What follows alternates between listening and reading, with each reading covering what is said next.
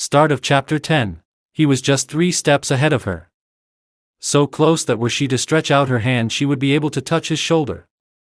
There was no one else except them.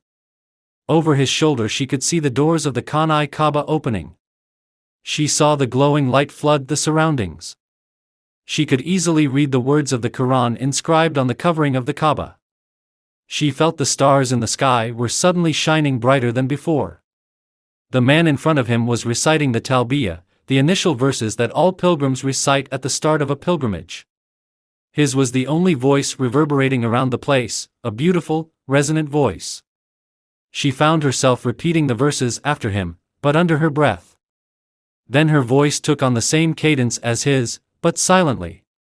Then she too began to recite loudly, till she realized she could not raise her voice higher than his. She stopped trying. She was satisfied harmonizing her voice to his. The doors to the Kaaba were now open. She saw the man go and stand close to the doors. She saw him raise his hands to the sky. He was praying. She watched him till he finished his prayers and lowered his hands. Now he was prostrating before the doors of the Kaaba. She watched him. He was getting up and was turning around. She wanted to see his face. His voice was familiar, but his face? Now he was about to turn. She got up with a start. The room was in total darkness. For a few seconds she felt she was living her dream, that she was still in the Kaaba, then she was back to reality. She got off the bed to switch on the light and then she came and lay down again. She could recall her dream in totality, it was as if she had seen a movie. But she had not been able to see the man's face. She had woken up before he turned around. Who could have such a beautiful voice other than Jalal, she wondered. The man in her dream had been tall, and his shoulders and hands, the only parts of his body out of the ihram were fair, whereas Jalal was dark. But the voice was so familiar. Was it Jalal's voice or someone else's? She could not make out. The dream was strange, her headache was gone and she was wondrously at peace. She looked at the clock on the wall, it was past 1 a.m. She remembered that she had not read the night prayers before sleeping last night. She had neither changed her clothes, nor had she performed her ablutions before sleeping. She changed and came out of her room. Saida Auntie's room was in darkness. She was asleep. The house was completely still. A light was on in the courtyard and its rays showed a soft mist forming. The green creepers climbing the red brick wall were still. She had come out to perform her ablutions in the bathroom on the other side of the courtyard, instead she sat down by the pillar in the veranda. Pushing up the sleeves of her sweater, she unbuttoned her shirt sleeves and rolled them up. It was a cold night that sent a shiver through her. She sat there looking at the creepers. She thought of Jalal and all that had happened that evening. She could hear his voice echoing in her mind, but now it no longer moved her to tears. It was none but you who supported me in my loneliness, were it not for you, I would have died long ago. When darkness, layer by layer, descends on the soul, your light then does with greater brilliance glow. There is naught that your worshipper would beg from kings, his wealth lies in the sands of your footprints. Imama smiled a sad smile.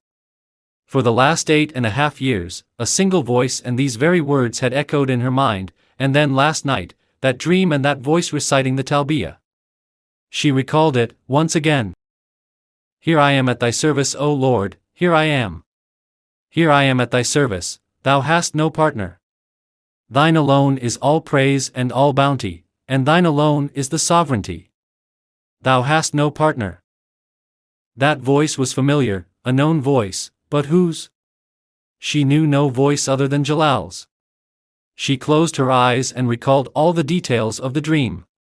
The station of Multazim, the open doors of the Kaaba, the luminous Quranic verses on its covering of the Kaaba, the peaceful, starlit night, the incandescent glow through the doors of the Kaaba and the man, prostrating in prayer, reciting the Talbiyah. Imama opened her eyes. She sat in the mist-filled courtyard, pondering the mystery of the man. She could recall seeing a healed wound on the shoulder of the man in her dreams. She was astonished that she could recall a dream in such detail, something she had never been able to do earlier.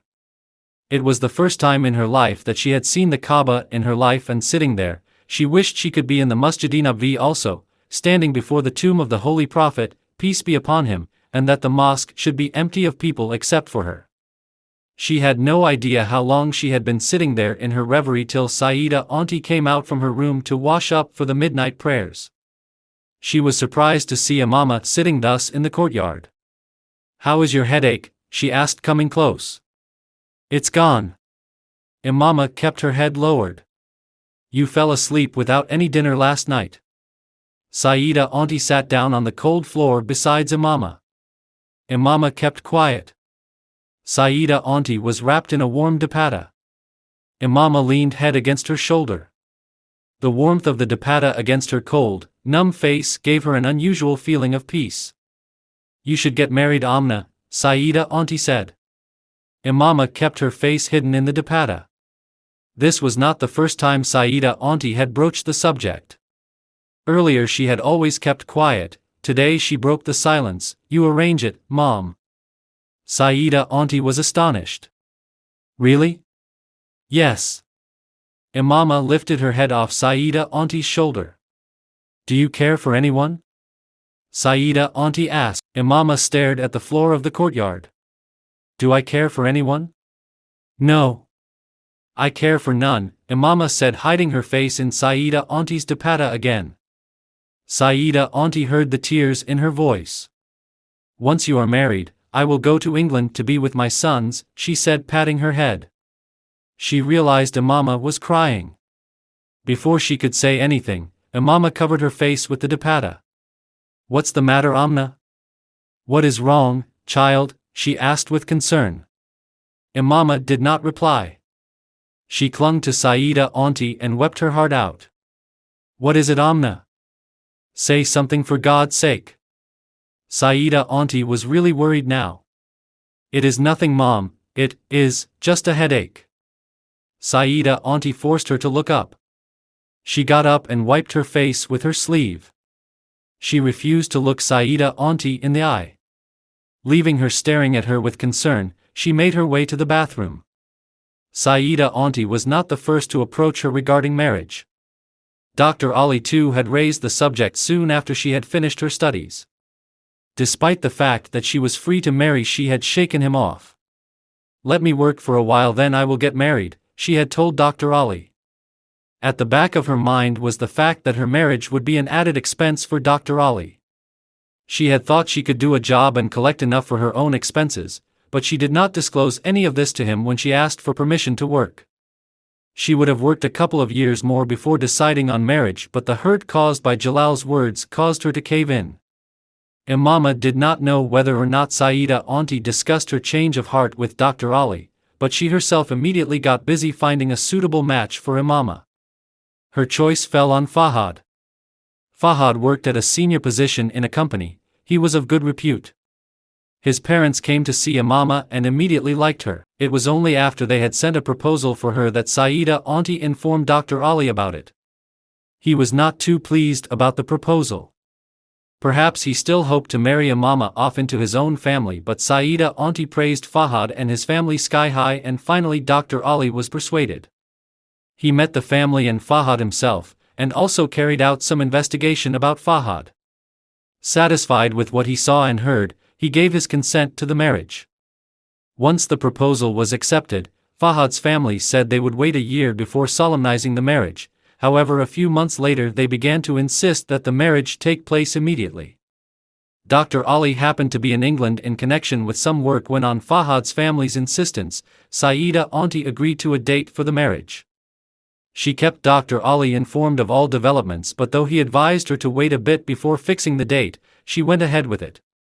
Dr. Ali was disappointed that he could not be there for the wedding because of his commitments abroad, but he sent his wife, Kulsum, back to participate in the festivities. All preparations for the wedding were done by Auntie Kulsum and Mariam, who came from Rawalpindi, where she was now married and settled. After the date had been set, Dr. Ali had called Imama from London and had a detailed conversation with her. All three of his daughters had been married into his own extended family. None of the in-laws had asked for a dowry. However, Dr. Ali had, for each of his daughters, handed over a substantial amount of cash as a wedding gift in lieu of the dowry. When you came to my house 8.5 years ago, and I called you my daughter, I had put aside some money for your marriage expenses.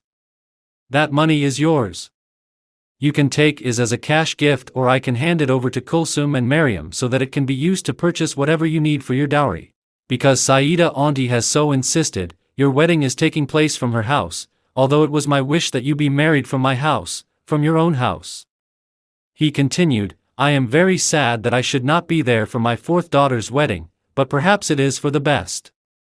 I will try my best to somehow make it, and even if I can come at the 11th hour I will do so, but I doubt it if I can do it. Imama stayed quiet while Dr. Ali spoke. She did not protest about the money he was offering, nor did she insist that she be allowed to spend her own money on the wedding. Perhaps today she wanted someone to be responsible for her. That day she wanted to accept another favor from him. He had been so kind to her that she seemed to have become used to his favors. Her only complaint was that he was not going to be there for her wedding. Fahad's family insisted on the wedding being a simple one. Imama had no objection to that. In fact, it was what she herself wanted. What she did not know was that Fahad's family had an ulterior motive in wanting a simple wedding. The wedding vows were to be taken on the eve of the mehendi. A few hours before the actual nikah ceremony, Fahad's family informed Saida auntie that the vows would be taken on the day of the wedding itself. This change in plans did not perturb Saida auntie. They had no idea that something was wrong at Fahad's end. The mehendi ceremony itself was not an elaborate event and was attended only by close relatives and neighbors.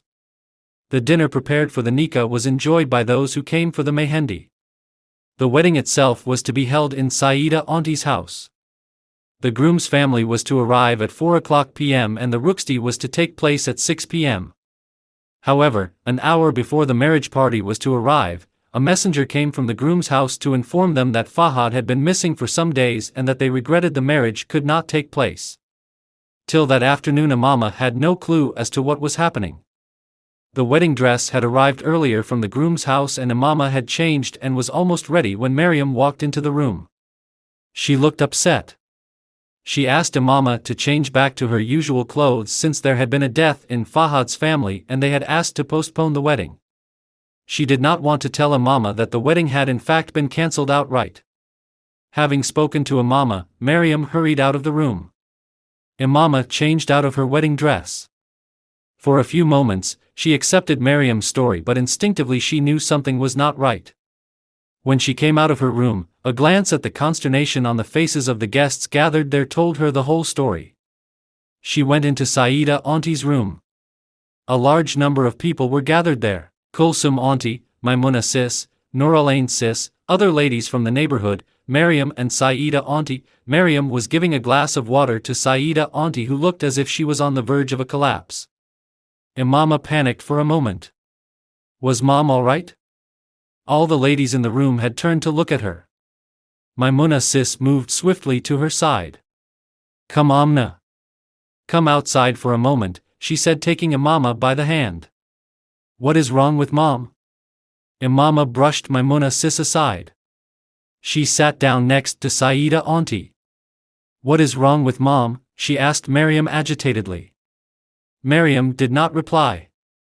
Saida auntie's face was drenched in tears. She looked at Imama with an uncomprehending glance. Then, putting the glass aside, she hugged Imama and broke into loud sobs. The room had emptied. Only Dr. Ali's family remained. What is the matter, Mom? Tell me, Imama gently urged Saida auntie to speak. Fahad, without telling his family, has married of his own free will. His family came to tell us that a little while ago. They have called off this whole affair, Maryam replied quietly in place of Saida auntie. For a couple of seconds Imama remained immobile, the blood in her veins, her heartbeat, her breath, all stopped for a heartrending moment. Was this too fated to happen to me? She wondered. It is all right, Mom. Don't cry, Imama spoke gently, wiping away Saida auntie's tears. Her heart had begun to beat again, the blood was coursing through her veins, she could breathe again, only the color had not returned to her pale face. Don't worry, Mom. It will be all right. Imama's words made Saida auntie cry even more. All this is my fault, all my. Imama did not let Saida auntie complete her sentence. Let it be, Mom. It is all right. Please don't worry, why don't you lie down, get some rest. She was trying her best to console Saida auntie. Saida auntie was not to be consoled. I can understand how you feel, I feel your pain, my daughter. Forgive me, Amna. It is my fault. I am all right, Mom, I am fine. Imama smiled, trying to calm Saida auntie down. Still crying, Saida auntie left the room. Without saying a word to anyone, Imama too left the room. She went to her own room. All her things were spread out as she had left them. Quietly she began tidying up the room. Any girl in her place would have broken down given the circumstances, but Imama was strangely calm. If I can lose Jalal and accept it, why should I let this affect me? I had no emotional or physical attachment to this man, she said to herself, folding her wedding dress and putting it away. What is the worst that can happen to me? People will talk, they will make fun of me, I will avoid them, I will bow my head to avoid their glances. So what is new about that for me? Maryam entered the room and began cleaning up too. We have called Dad, she said. For the first time Imama got irritated. Why? Why bother him? Let him be at peace. This has been such a disaster and you. Imama cut her short. Maryam, I have had to face so many problems in my life that I have gotten used to hardship. What is this compared to what I have had to undergo? Go console Saida, Mom. I am all right. And don't bother Dad unnecessarily, he will be pointlessly upset. Maryam looked at Imama calmly putting things away. She felt Imama's behavior was abnormal. Before she could reply, Kulsum auntie and Saida auntie entered the room. The girls were astonished to see their faces glowing with happiness in contrast to the tears of a few minutes earlier. Before they could react, Kulsum auntie began talking about Salaar. If you have no objection, you could marry Salaar.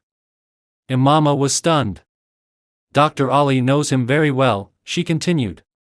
He is a very nice boy. If Dad approves, then it is all right by me. I have no objections, Imama replied. His friend would like a few words with you first, Kulsum auntie made the strange request. Though surprised at such an odd demand, Imama made no objection to seeing Furqan. Some 8 or 9 years ago, Salaar had married a girl of his own free will, Furqan told Imama. He is willing to marry you, but he says that you should know that he will not divorce his first wife. There are some reasons why the girl does not live with him, yet Salaar himself wishes to have her live in his house. Salaar wants me to ask you if you have any objection to this. If so, we should end the matter now. I would also like to say that it is highly probable that he may never find his first wife again. For the last 8 or 9 years she has made no contact with my friend. He has this nebulous hope that they may meet again. Dr. Ali regards you as his daughter, by that token you are my sister. I would advise you to marry Salaar as the best way out of this situation. It is very unlikely that Salaar will meet that girl again, she does not wish to live with him, she has not made any attempt to get in touch with him in all these years, in any case 9 years is a long time. Imama had heard Furqan out quietly. A second wife, so Imama Hashim, this is your destiny, she thought cynically. But if Dr. Ali knowing this has proposed that I marry this man, there must be some good in it. In any case I was willing to marry Jalal and be the second wife, she reasoned to herself, and I love Jalal. So why should I not be a second wife to a man for whom I have no emotional attachment? I have no objection, she said aloud. If his wife were ever to return, would have no objection to their being together. I agree happily to the circumstances. 15 minutes later she got the first shock when the priest said Salaar Sikandar's name. Salaar Sikandar, son of Sikandar Uzmaan. She heard the priest intone. A shiver ran through her spine. These were not common names, and in that order, it was too much of a coincidence for both names to be associated with another being. Was it possible that Salaar was alive? She felt the world collapsing around her. Had her face not been covered by her bridal veil, her perplexity would have been visible to all. The priest was repeating his words. Imama's mind was in a whirl. If he is alive, then that would mean I have been married to him all this while. Oh dear God! What is all this? How does Dr. Ali know him? Questions poured forth with no answers. She heard Saida Auntie gently nudge her. The priest is waiting for your answer. Say yes. Say yes to a man like Salaar Sikandar? She felt her heart was being squeezed as fear gripped her. What could she say but yes at this moment? In a state of shock and confusion, she signed her name to the nikahnaama. Oh God! Let there be a miracle. Let this not be the same Salaar Sikandar, she pleaded with God. Everyone had left the room. She was alone with Maryam. Maryam removed the veil off her face and saw her ashen face. What's wrong, Imama? Are you all right? Maryam, just do me a favor. Imama did not even know what she was saying. She grabbed hold of Maryam's hand in agitation. I have married him, but tell Mom that I do not wish for the rukhsati to take place today. Go tell Mom that, she pleaded. Why? Maryam looked at Imama. She could not understand her anxiety. Please, don't ask me any questions now, just do as I ask, please. Tell Mom not to send me off today. Maryam left the room and returned shortly. The rukhsati is not taking place today. Salaar too does not wish it so, she informed Imama. Imama felt some of the panic subside. Dad will be calling you in a while, Maryam told her. A little later, when Dr. Ali called, Imama went to the next room to talk on the phone. Dr. Ali congratulated her on her marriage. I had wanted you to marry Salaar, but since you were living in Saida Auntie's house, I felt it only proper that her choice be given preeminence, Dr. Ali was saying. Imama found it difficult to breathe. It was all she could do to not cry. I did not, however, know of his previous marriage. Furqan has just informed me of it. It was a marriage of convenience, but I do not know the details, neither do I think it is necessary for me to know the details. After hearing of Salaar's previous marriage, I thought, had I known someone better than Salaar, then I would have recommended him to you to marry, but I know of no one. Why are you so quiet, Amna? He finally realized that Imama was unnaturally quiet.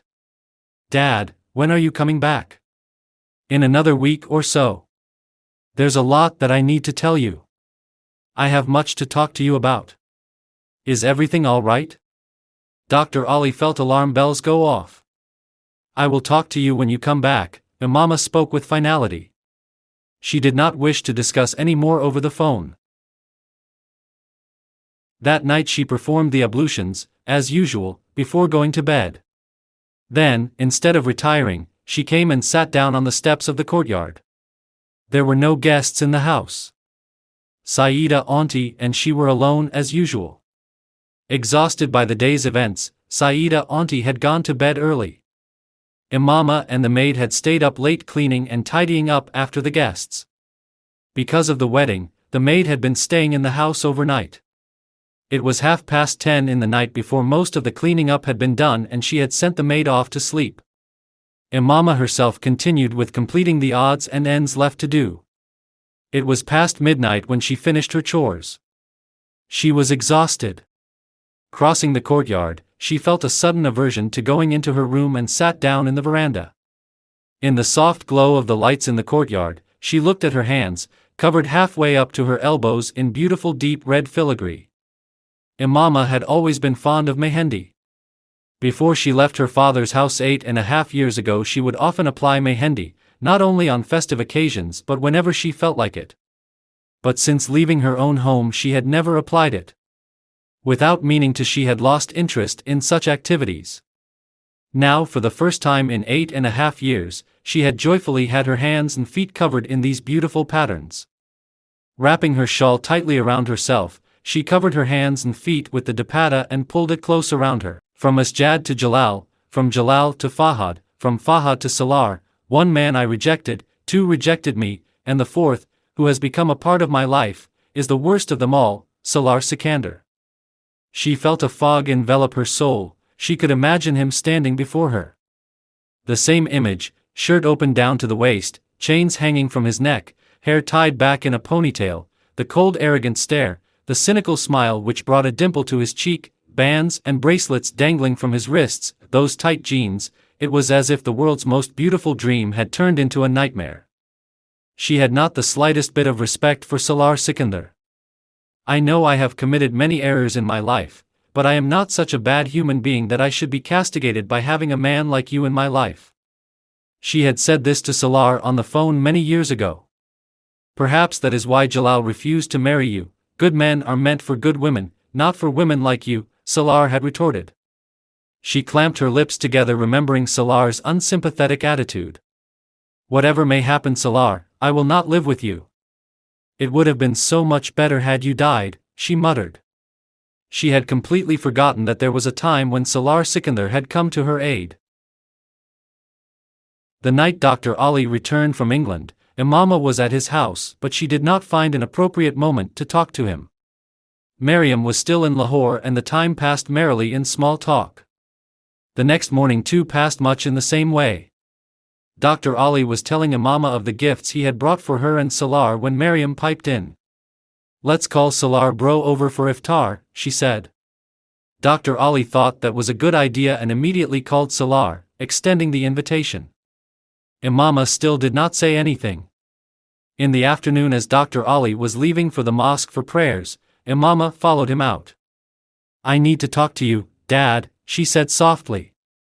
Right now? Dr. Ali sounded surprised. No, later when you come home from your prayers. Dr. Ali watched her intently, then without saying anything he went off to the mosque. I wish to take a divorce from Salaar. Dr. Ali had come back from the mosque and Imama had followed him into the study. Without any preamble or explanation, she said what was on her mind. Amna? He could not believe his ears. I cannot live with him. She was staring at the floor, refusing to meet his eyes. Amna, I know this is his second marriage, but the first does not count. Furqan has told me that his first wife disappeared some 9 years ago and has not been in contact with him since. In any case, it was not a real marriage, they had only taken their vows. Dr. Ali had assumed her concern was Salaar's first marriage. Who knows where she is? 9 years is a long time. I know his first wife. She still refused to meet his eyes. You know her? Dr. Ali was astonished. It is I. She lifted her eyes off the floor and looked him in the face. Dr. Ali was struck speechless. You remember 9 years ago I came from Islamabad to Lahore with a boy. Later you told me that my family had filed a case with the police against him. Salaar Sikandar, is this the same man? Yes. The same. Imama nodded her head in affirmation. Dr. Ali looked like a man in shock. He had first come in contact with Salaar through Furqan. This had happened 4 years after Imama had come to stay in his house. He could not have imagined that this man had any connection with Imama. A name casually heard 4 years ago could not be connected to a man met 4 years later. In any case, this man was religious. He had learnt the Quran by heart. Neither in speech, nor in his mannerisms, nor in his character could one find those weird characteristics that Imama had described when talking about Salaar. He had been deceived by Salaar, but was that a genuine mistake on his part, or was it something that was fated to be? So 9 years ago you had married him? Dr. Ali still found the whole situation unbelievable and was reconfirming what he had just heard. We just took our wedding vows, Imama spoke in a whisper. Then in a rush she split out the entire story. Dr. Ali listened quietly. He stayed quiet for a long time, then he said, You should have trusted me, Imama. I could have helped you. Imama's eyes were wet with unshed tears. You are right. Yes, I should have, but you cannot even imagine the mental turmoil I went through in those days. Perhaps this trial too is fated for me. She pondered over her statement for a while, then she lifted her tear-filled eyes to Dr. Ali. Smiling timorously she said, But now all is right. You will help me with the divorce. No. I cannot help you with a divorce, Amna. I am the one who arranged this marriage. That is exactly why I am asking you to arrange for a divorce. But why? Why should I help you get a divorce? Why? Because he is not a good man, because I do not wish to spend the rest of my life with a man like Salaar. We are people from two different worlds. She was losing heart. I have never complained to Allah, Dad. I have always accepted my fate, but now I do have a complaint against Allah. I have been given the worst man on earth. She broke down in tears. Most girls want so much. I have never asked Allah for anything except a righteous man, and He has not granted me my wish. Am I not worthy of such a man? Imama was crying uncontrollably now. Amna, he is a righteous man. Why do you say that? I know he is not. I know him well and he is not good. But he is Amna, I also know him well. You do not know him as closely as I do. He drinks alcohol, he is psychologically ill, and has tried to take his own life many times. He walks around with his clothes unbuttoned to the waist and stares rudely at women instead of lowering his gaze. Do you call that righteous? Imama, I do not know of his past. What I know is his present, and he does none of the things you have described. Dad, how can you say that he doesn't behave this way? He's a scheming liar, a cheat, I know him. He's is not like that. But he is, Dad. It is possible that he loved you and that love has transformed him. I do not need a love like that. His looks repulse me. The way he dresses repulses me. I cannot love such a man. Such men never change, they simply disguise their true selves. That is not true of Salaar. He is not pretending. Dad, I cannot live with a man like Salaar.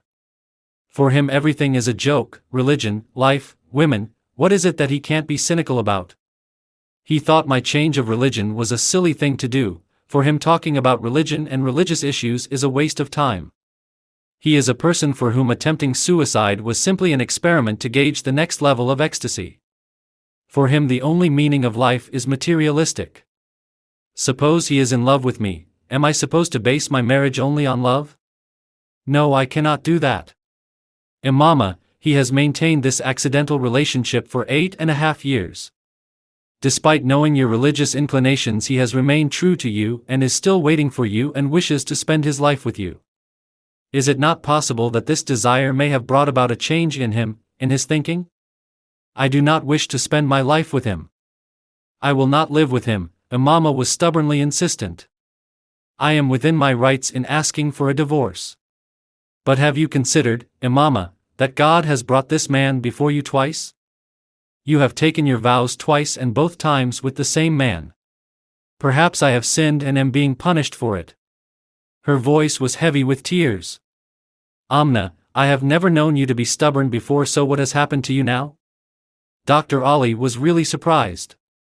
If you force me to remain married to Salaar, I will obey you. You have been so kind to me that I cannot but obey you.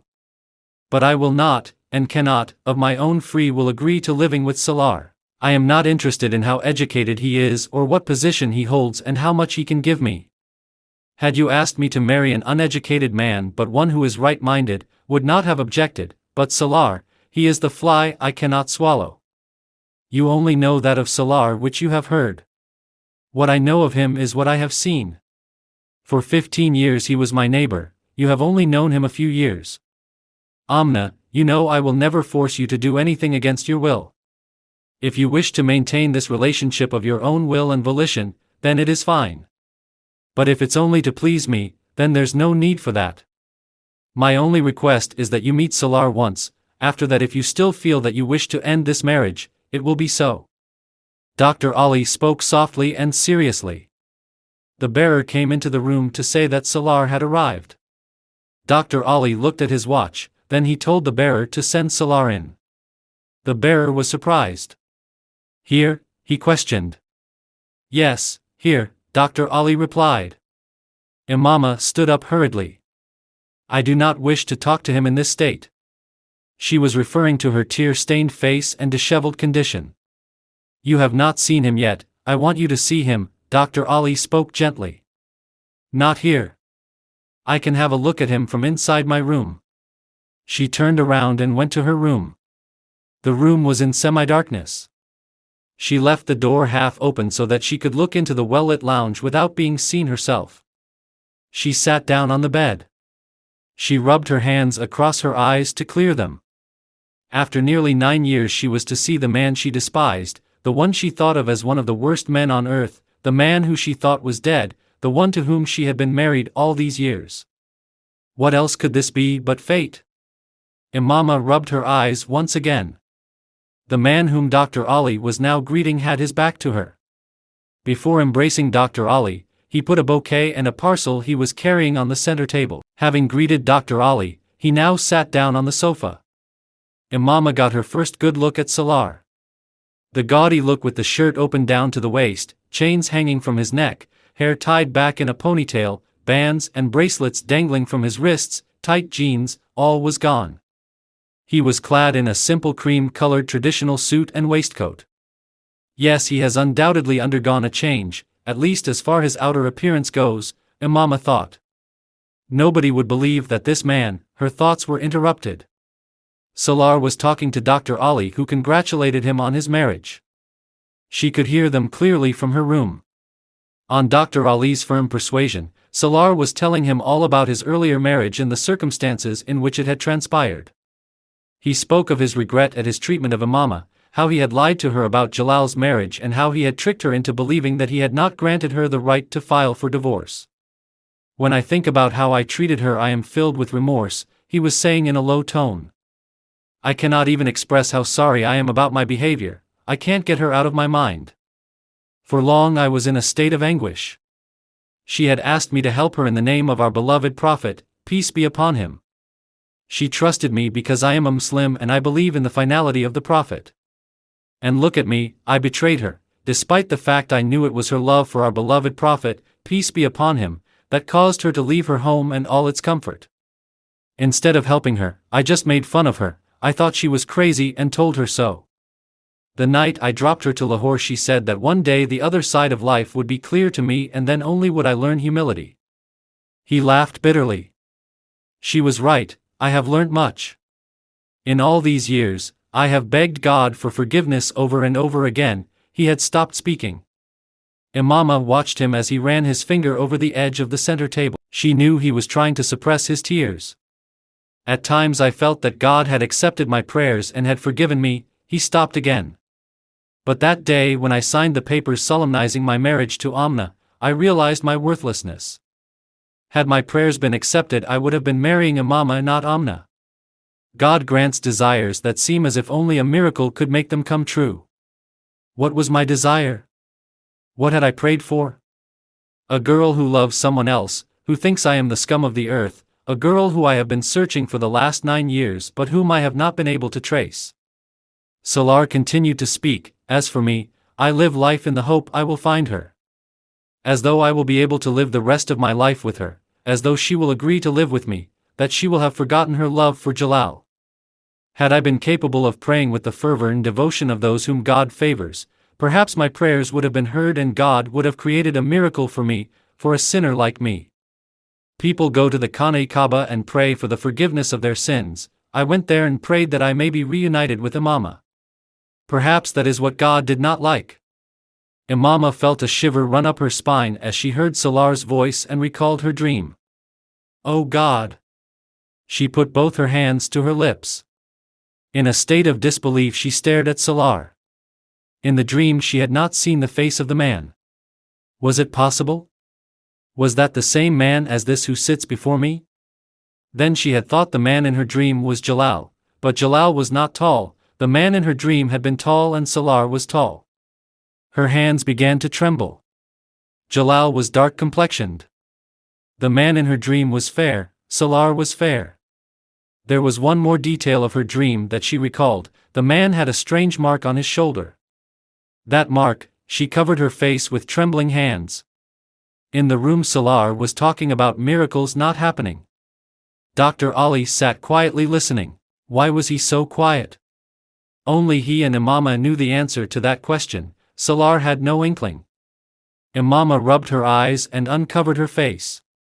With tears streaming down her face she looked at the man on the sofa. He was no saint, nor was he a holy man. he was just an ordinary man who had repented sincerely for his sins. Looking at him, for the first time she realized what it was that stood between her and Jalal, the reason why her prayers for Jalal were not realized, what it was that turned Fahad away from her at the last moment. There must be something in the man that God accepted his prayers and not hers, and that at every twist in her fortunes she had been turned towards him. With tearful eyes she looked at Salaar. Dr. Ali was speaking now, he was calling Salaar a righteous man. She knew why he used those words. It was not to comfort Salaar but for Imama to hear. It did not matter, however. Even if Dr. Ali had not used those words, she was compelled to admit that Salaar was a righteous man. She needed no witness to testify to the fact, the witness she had was greater than any witness that man could provide. She needed no proof for the proof that she had, for it was greater than any proof that could be given by man. What she had been told, what she had been brought to understand, she knew, only she could know. The tea was laid out. Afterwards Dr. Ali took Salaar to the mosque for the late evening prayer. Imama washed her face and hands and went to the kitchen and with the help of the staff, laid out the dinner before Dr. Ali and Salaar returned from the mosque. After having dinner Salaar left. When Dr. Ali came into the kitchen, Imama was seated at the table having her dinner. Her eyes were moist with unshed tears but her face reflected tranquility. "I have not spoken to Salaar about you, but I am sure you would like to meet him," Dr. Ali said. Imama put down the glass of water she had been about to drink. "There is no need for that. God has chosen him for me, and who am I to reject what God has chosen for me? He says he has repented of his sins. Had he not done so, had he been the same man he had been before, I would still have accepted him had I known this is what God wants of me." She picked up the glass of water again. "Tell him I am ready to go with him." By the time Salaar came back from the late evening prayers, Imama with the help of Furqan's wife, Noshin, had laid the table. Despite Noshin objecting to her doing any work, Amna had insisted that she help with the dinner. When Salaar returned, Noshin was ready to leave for her apartment. "The children will be waiting for dinner," was the excuse she gave. "Bring them over, they can have dinner with us," Salaar said. "That is too much trouble. And you know my daughter Imama, she will refuse to leave once she is here." Noshin was insistent on leaving. "Salaar loves Imama very much," Noshin told Imama by way of explanation. For an instant Salaar and Imama's eyes met. Salaar quickly turned away and poured himself a glass of water from the jug lying on the table. Noshin looked with wonder at Imama's reddening face. She could not understand why her innocent remark should have caused such discomfiture. "You guys go ahead and have dinner, don't do anything for Sari, I will be sending it," she said as she left the room. Salaar shut the door behind her. He came back to the dining table and pulling out a chair sat down. He did not address Imama nor did he start eating. Imama hesitated for a few minutes and then she too pulled out a chair and sat down. Only then did Salaar put some rice onto his plate. She watched him quietly as he took a spoon in his right hand and began to eat. He knew she was watching him but he did not look towards her nor did he speak to her. The dinner went on in silence, a silence that was now beginning to irk Imama. After all, why would he not talk to her? Is he really shocked to see me or is it something else, she wondered. Her appetite had disappeared, she was finding it difficult to finish the food on her plate. Salaar on the other hand was eating heartily. By the time dinner was over the call for the night prayer was sounding from the mosque. Without waiting for Imama to finish, Salaar got up from the table and went into the bedroom. Imama pushed her plate aside, her dinner half-eaten. She started clearing the table. Salaar came out of the bedroom having changed his clothes. Still not speaking to Imama, he left the apartment to go to the mosque. Imama put the leftover food in the fridge. She picked up all the dishes and piled them in the sink preparatory to washing, and having wiped the table clean, laid out the prayer mat and began her prayers. On his return from the mosque, Salaar let himself in with his keys. Passing through the lounge, he saw Imama busy in the kitchen, washing dishes at the sink. Her back was to him. She had left her dupatta on the sofa in the lounge. The first time he had seen Imama without a dupatta was in Saida Auntie's house. He was seeing her again without it. 9 years ago he had watched Imama at her ablutions and had desired to see Imama without her dupatta. 9 years later, his wish had been granted. In the 9 years he had often felt her presence in his house. Today, when he could actually see her there, he was finding it difficult to believe she was really here. Her hair was tied in a loose chignon, looking extremely attractive against the white sweater she wore. Signing the marriage contract, Salaar had not for a moment suspected that Amna Mubin, daughter of Hashim Mubin, could be Imama, or that the father was the same Hashim Mubin. As far as he knew, she was Saida Auntie's daughter. Had her name been Imama Hashim, he still would not have suspected she was the same Imama. But seeing her standing in the courtyard in Saida Auntie's house, he had no doubt about whom he had married.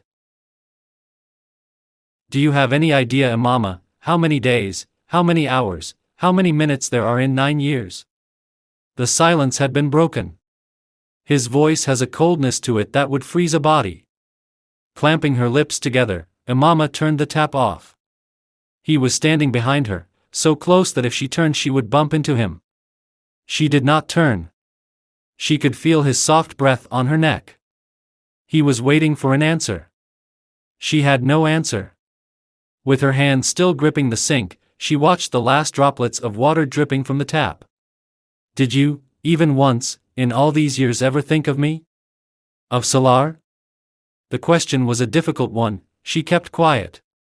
Without waiting for a reply, he asked the next question: what is next to ecstasy? You had said it was pain. You were right, it is pain. Salaar was quiet for a moment. I have seen you so often in every corner of this house, that now that you really are here, I am finding it difficult to believe it.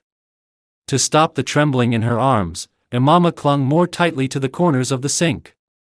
I feel I am dreaming, that if I open my eyes. He stopped. Imama shut her eyes. Everything will still be here, everything except you, and if I close my eyes again. Imama opened her eyes, her cheeks were wet with tears. I will still not be able to return to my dream.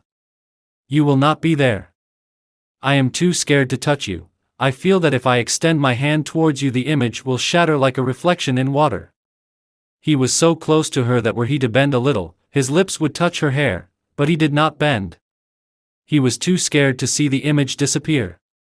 And who are you? Imama or Amna? An illusion or a miracle? Should I tell you that I? He stopped. The tears flowing from her eyes had drenched Imama's face and were now dripping down her chin. Why he stopped speaking she did not know. But never had she found silence so unwelcome as she did now, at this moment. He was quiet for so long that she was compelled to turn around. Then she knew the reason for his silence. His face too was drenched in tears. For the first time in their lives were they so close to each other, so close that they could see their reflection in the other's eye. Then Salaar moved away. Furtively he wiped his face with his hand. What will you hide from me, Salaar? And what can I hide from you? We both know each other so well, she said softly. Salaar lifted his face. I am not hiding anything. I was just wiping away the tears in my eyes so that you do not appear in a mist again. He was watching the earrings dangling from her ears. Those earrings that had so many years ago tantalized him, they were tantalizing him even today. With every movement they changed from reality to illusion, from illusion to reality. Imama felt all his concentration on her earrings. I could never have imagined that one day I will be so close to you, talking like this, he said. He smiled, his eyes still moist. Imama saw the dimple in his right cheek, the dimple that had aggravated her so at one time now seemed to attract her to him in a strange way. I would never have imagined that I would be so close to you, that I could touch your earring. He paused and took hold of the earring swinging in her ear, and that you would not slap me for doing so. She looked at him in astonishment. He was in all seriousness. The next moment she had burst out laughing, her face still wet from tears. Do you still remember that slap? That was just a reflex action. She wiped the tears off her face with the back of her hand. He smiled, the dimple deepening in his cheek. Very gently he took both her hands in his.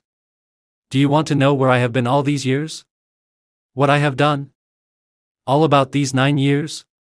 He shook his head to say, no, and put both her hands on his chest. No, I need to know nothing. Nothing at all. I have no questions for you. That you are before me is enough. That you are here is enough. In any case, what can a man like me ask anyone? He was still holding her hands, hugging them to his chest. Her hands were cold from having been in the water so long. She knew why he was holding her hands in this way. Subconsciously or otherwise, he was warming her hands the way an adult would for a child.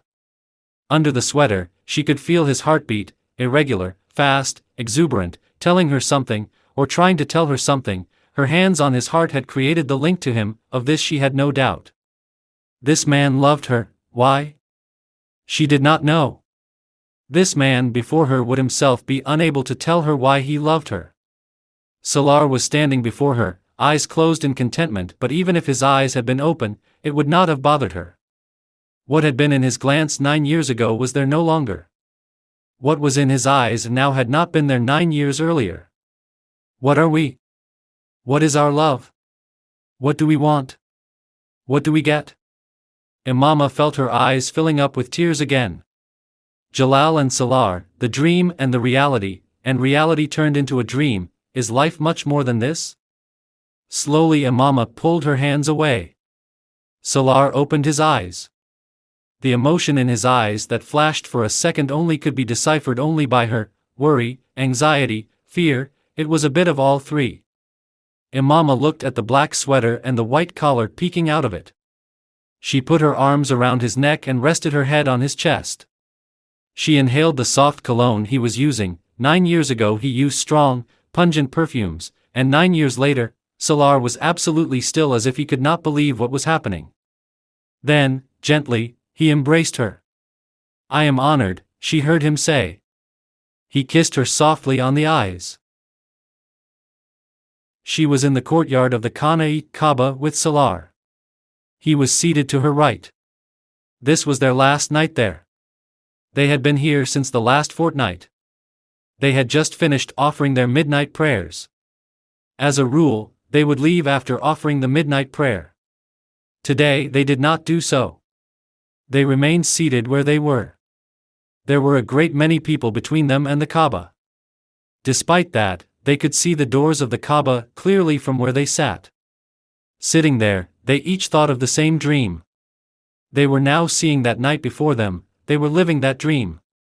Sitting on the floor of the Kaaba, with his legs folded under him, Salaar was reciting the Quran. Instead of sitting next to him, Imama found a place for herself a little to the left and behind him. Still reciting from the Quran, Salaar turned to look back and taking her hand motioned to a place besides him. Imama moved forward to sit beside him. Salaar let go of her hand. His entire focus was now on the Kaaba. Imama too was looking at the Kaaba. At the same time she was listening to the beautiful recitation from the Quran that her husband was reading in a melodious voice. Then which of the favors of your Lord will ye deny? 9 years ago Hashim Mubin had taunted her, saying, what you are doing, Imama, you will regret one day, you will have nothing left. Hashim Mubin had slapped her on the face as he said these words. You will have nothing but lamentation and grief, disgrace and humiliation. God punishes girls like you. You will not be fit to show your face to the world. He had slapped her a second time. Imama's eyes filled with tears.